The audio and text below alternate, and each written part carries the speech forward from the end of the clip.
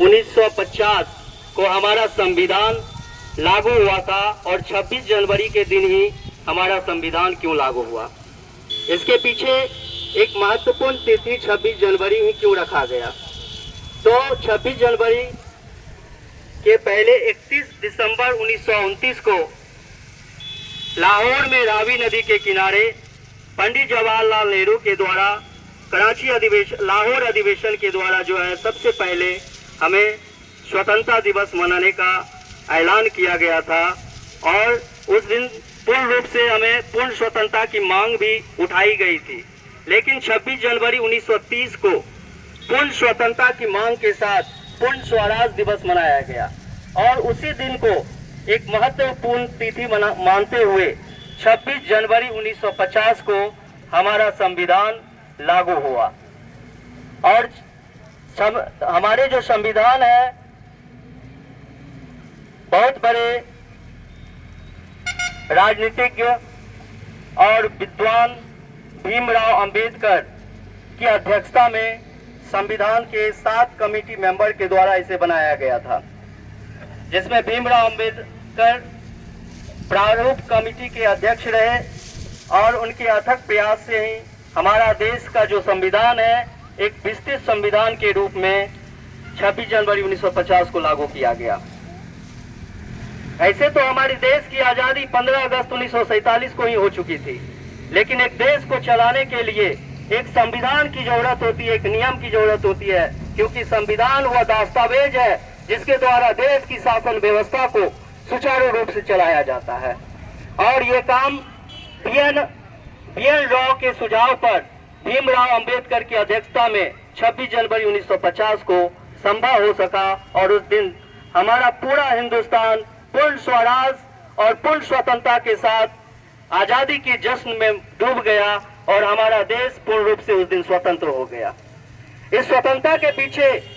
हमें प्रदीप की उस लाइन को याद आती है जिसमें उन्होंने लिखे थे, ये मेरे वतन के लोगों जरा हाथ आंख में भर लो पानी, जो शहीद हुए हैं उनको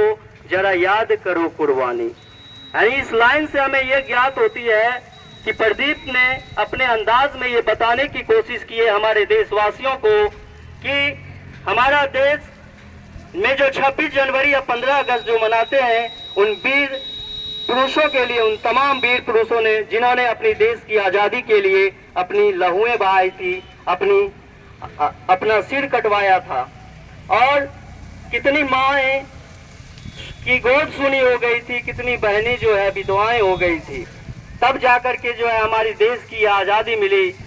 और मैं उन तमाम हमारे शहीदों को आज के दिन श्रद्धांजलि देते हुए फिर से मैं उन्हें सैल्यूट करता हूं कि जिस तरह से वह मां वैसे संतान को जन्म दिए जिन्होंने देश की रक्षा के लिए अपने आप को जो है कुर्बान कर गए थे, और वैसे ही वीर पुरुष को आज हमें वैसे ही बेटे की जरूरत है जो हमारे देश में बढ़ रहे इस भ्रष्टाचार और देश में बढ़ रहे इस तरह की जो हमारी देश की आर्थिक, राजनीतिक और सामाजिक स्थिति को सुधार सके और देश के लिए मर मिटने के लिए हर हमेशा तैयार हो सके। मुझे ऐसा ही सपूतों की जरूरत है। मैं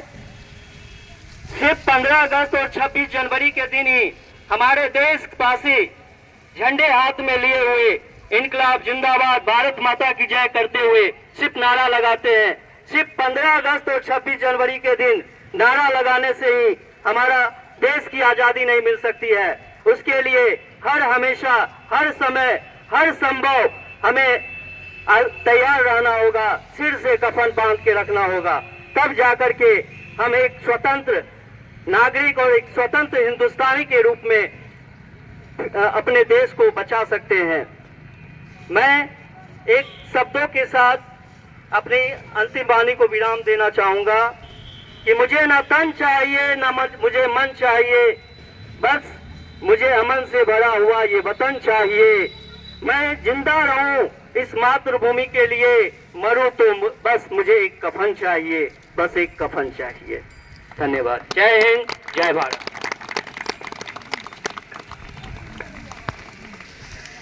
अब मैं इस विद्यालय से